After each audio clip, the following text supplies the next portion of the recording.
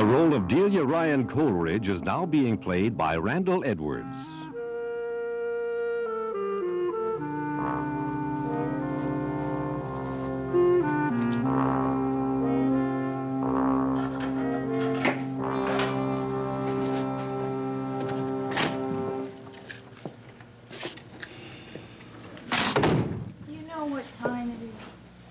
Yes, I most certainly do. It's time to be very nice to Roger. It's also time to be very careful about what you say to him. Oh. I'm going to make myself a martini. Thank you for having the ice out. Hope it's not all melted. What about you, my dear? How is every little thing? Well, the caviar's warm, the crackers are soggy, and if I were you, I'd stay away from the herring. Well, I'm sorry you had to wait, but couldn't be helped. You want me to ask you where you were, don't you? Not especially, but I'll be glad to tell you.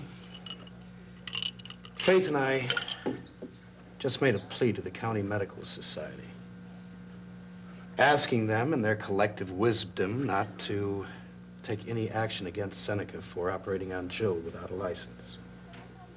Well, you mean out at the lake? But I thought he saved her life. He did, my dear, but that doesn't make the operation legal. Oh. In fact, it was because he did save her life that we threw down the gauntlet. We asked them to restore his license instead of punishing him in any way. And what did they do?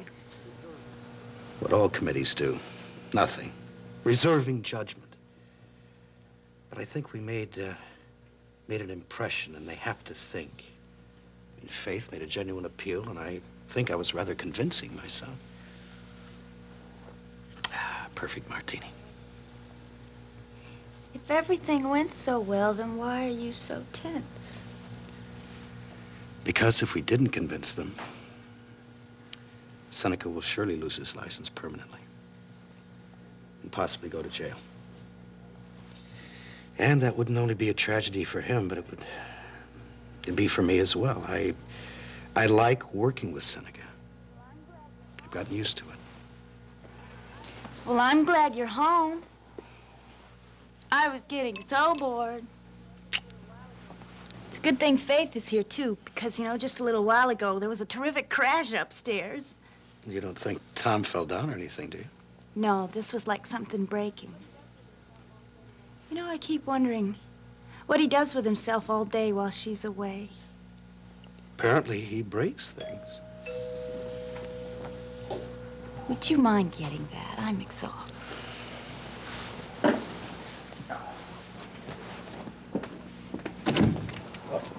Hello, Johnny. What a surprise. Hey, Raj. I hope I'm not disturbing. You had your dinner? We weren't concerned with food. What's on your mind? Well, actually, I've come to ask some advice from Delia here.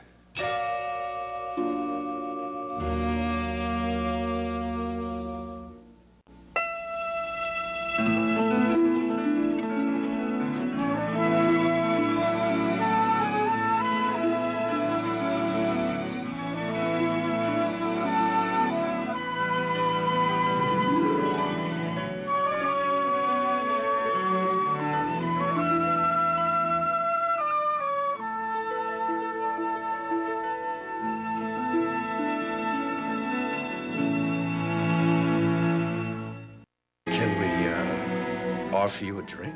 Yeah, thanks, but no thanks. Now, this is business. Actually, I want to finish our little conversation about commodities.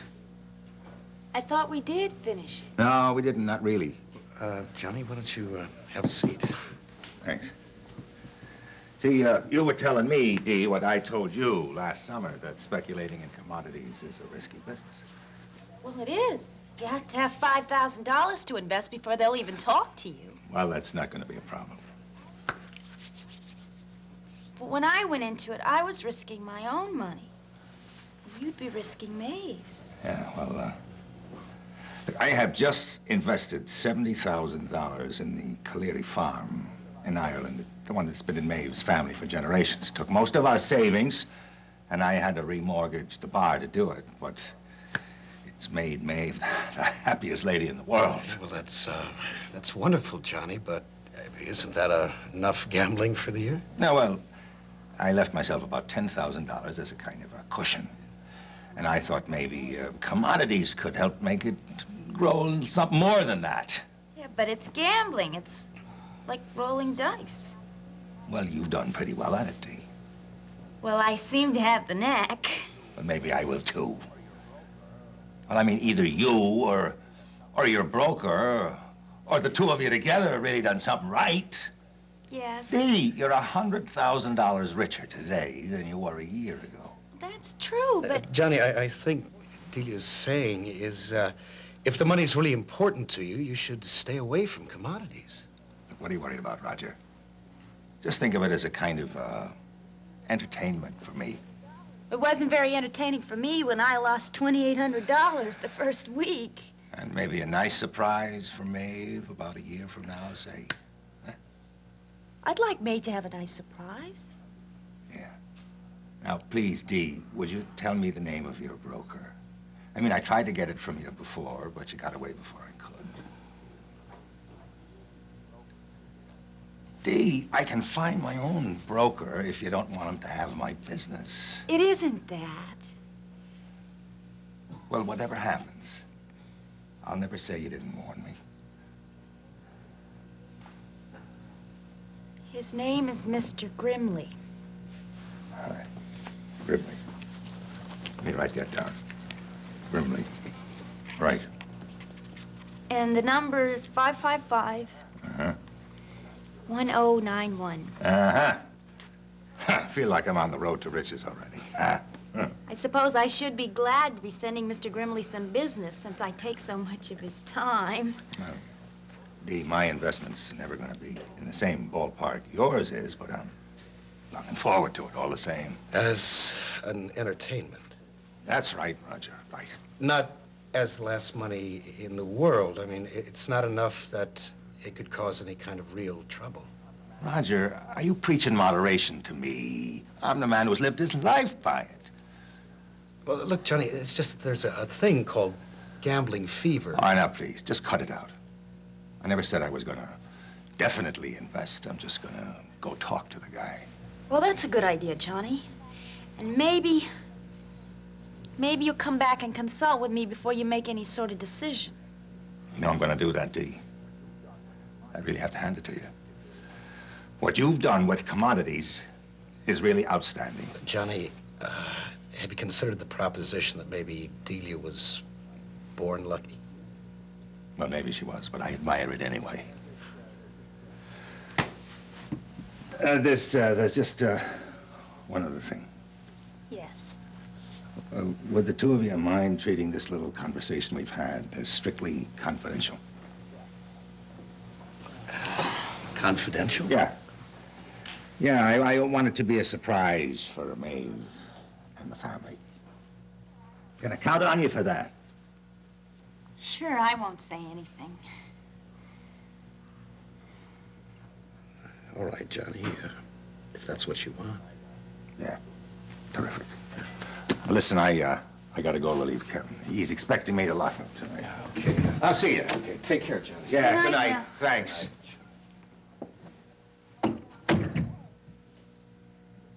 I hope that's okay. Johnny's a grown man with a successful business. I mean, he ought to know what he's doing. Did you hear that? Hear what? There was a creak just now. Someone's in the parlor. I'm getting really good at hearing people come and go in this place. Tom? Good evening. What in the world? Are you all right?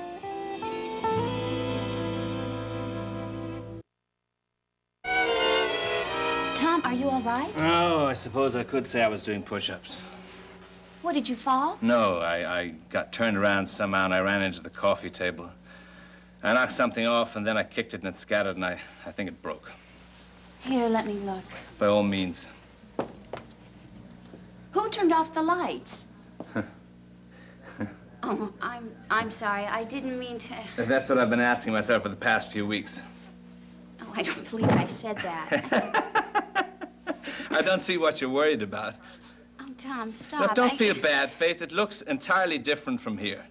But don't laugh. It's awful. Tom, it's terrible. Yes, I see what you mean, Faith. Tom. On the other hand, I can't see any way out. Don't look now, but... Here comes a truck. No, you're hysterical. Yes. Tom, look. Where? Oh, I didn't say that. You didn't break anything. It was just those coasters. Why were you sitting alone here anyway? Where's Miss Schwartz? At home, I hope. In a nice, smug little apartment where I'm sure everything is all arranged in a nice, compulsive and orderly fashion that she'd like to impose upon me. Miss Schwartz and I came to a parting of the ways this afternoon. You fired her.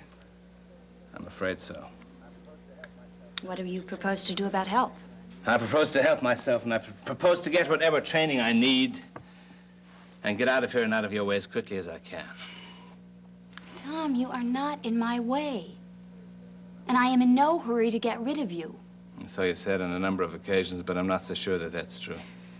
But while you are in this house, I would appreciate you taking the effort to ease my mind about your well-being. I hate going out and leaving you alone. I worry about you. And I can't help it. And I can't even begin to apologize for it. And the only way that I'm not going to worry about you is that I know you have help on hand if you need it. And I think you could be gracious enough to accept that help, especially under the circumstances. Unfortunately, I think you've given me more than I can graciously accept. Your time, your home, your options, and including whatever was going on with Pat before. Hey, stop. Stop right there. I don't want to hear another word about Pat Ryan. I am sorry that I took off so quickly this morning. Don't apologize. I knew the call was from the hospital. Well, actually, it was from Jack at the hospital. Somebody locked him and Siobhan in a boiler room with a furnace that was about to explode. What? And Siobhan got herself a third-degree burn on her arm trying to release the pressure valve. Was she all right? Yeah, for the moment. How about Jack? Jack is as angry as I've ever seen him. I mean, it obviously was not an accident that that door was locked from the outside. The whole building could have gone sky high with everyone in it. The only reason that they weren't steamed to death is that Ethel Green came along and let them out. Pat! I know. Oh. I mean, Jack has been saying all along that Siobhan was into more trouble than she realized. Has someone told Frank? Yeah, Jack got onto him right away. And he asked Frank to lay into the district attorney's office, reinforce the situation with the precinct, that kind of thing. Right. And then he went off on his own to ask some questions. What kind of questions? Well, the kind of questions that a reporter asks when he really wants to know what's going on. You know, about who's behind the realty company. Why they think they can get away with the intimidation of a senator's family. What does Johnny think? As of 15 minutes ago, he didn't know anything about it. Siobhan wants to tell him herself. Tonight. Is something the matter? You just seem much more like yourself than you did this morning. Well, I'm less involved with myself than I was this morning. I've been looking forward all afternoon to seeing you. Feelings mutual.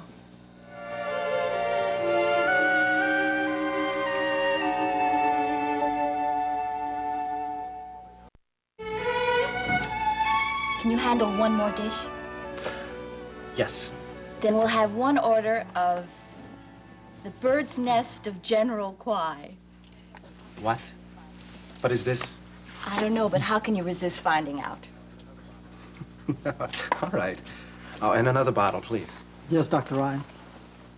Thank you. We didn't. Yes, we did. Well, that's all right. I've earned one evening of self-indulgence. Tell me how it went with those committeemen. So well that I'm going to be back in Washington by tomorrow, much to Ray's dismay, I'm sure. You see, I did the first 2 invitations myself. But then Daddy and I talked about it, and we thought that instead of inviting and seeing everyone individually, it would be better to maybe get together an impromptu meeting. So we both got on the phone, and we got a hold of 5 committeemen at 5 o'clock, delivered the invitations, made sure they were accepted, and I go back to the office in triumph tomorrow. Good. Good for you, Nance. I love the job. Everything about it's so fascinating. And I will not let Ray Woodard run me out. I will drink to that. Well, you know, as soon as he gets back with another bottle, I'll drink to that.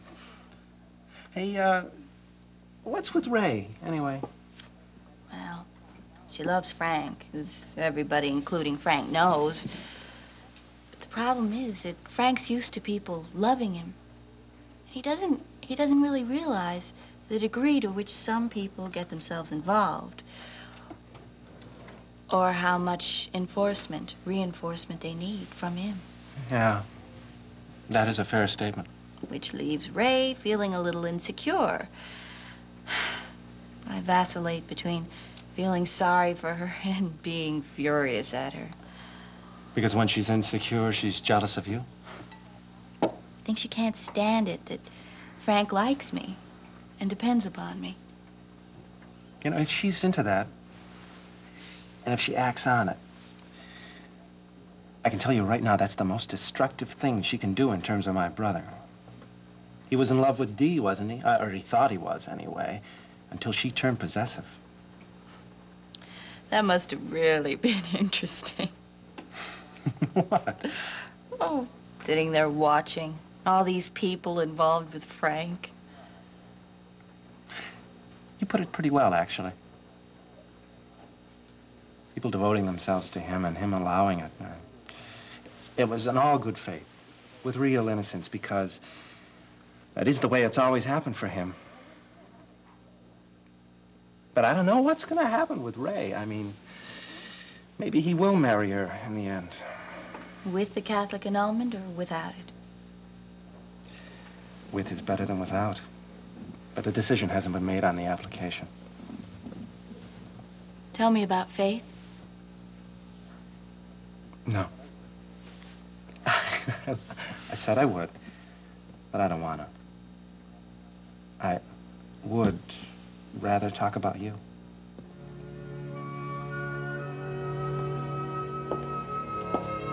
May I include you in dinner, or would you rather fix it for yourself?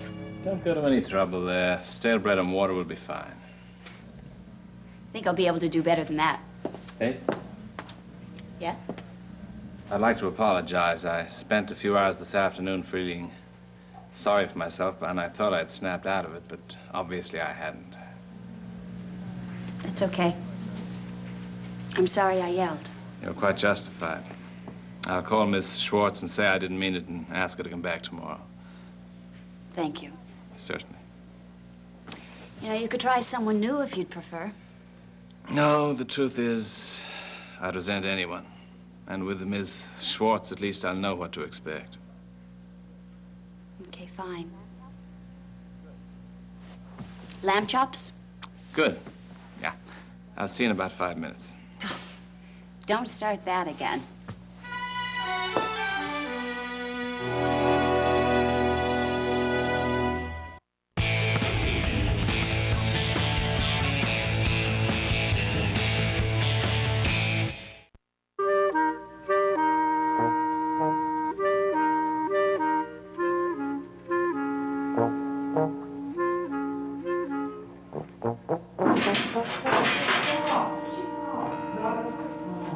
Who's that? Little John, is that you? It's me. Patrick. I'm sorry, I stumbled over that sled. Oh, Ma. What big teeth you have.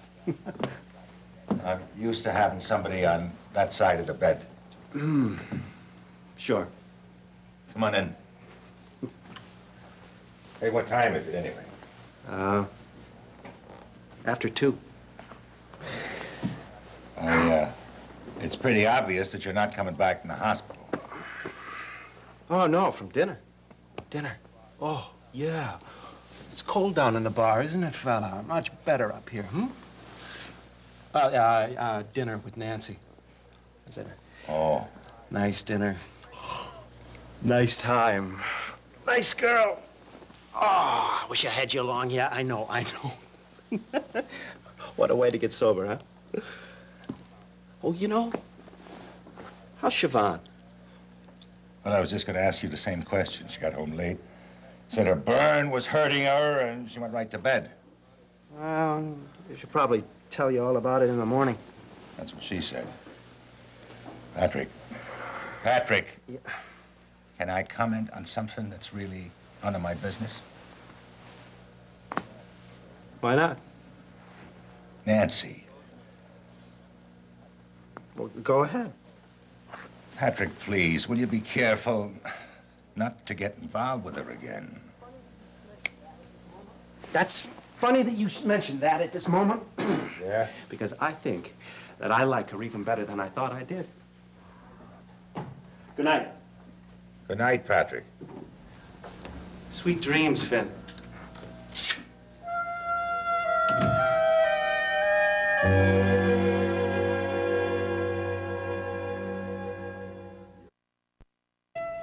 Meet 5 friends living it up in Louisville. They're breaking rules, rewriting tradition, and living life on their own terms.